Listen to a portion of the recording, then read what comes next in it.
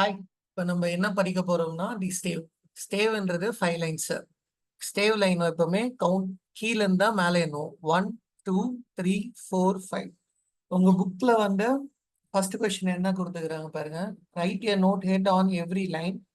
Leave gaps between the notes as shown in the example. So அப்போ வந்து நம்ம என்ன பண்ண வேணும்னா இந்த எல்லா லைன்லயும் நோட் ஹெட் மட்டும் லைன் எல்லாத்துலயும் வரையணும். 1 2 3 4 5 எல்லா லைன்லயும் நோட் ஹெட் வரையணும். Second question, right a note head in every space. So ஸ்பேஸ்ன்றது என்னன்னா ஃபர்ஸ்ட் லைனுக்கு செகண்ட் லைனுக்கு நடுவில் ஒரு கேப் இருக்கு இல்லையா? ஸோ இதுதான் ஸ்பேஸ். அப்போ இந்த ஸ்பேஸ்ல நோட்ஸ் வரையணும், நோட் ஹெட் மட்டும்.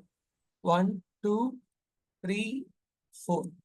Third question, write 3 note head on the third line up from the bottom. So 3 note head up from the bottom. 1 2 3. இங்க 3 note head வரணும். 1 2 3.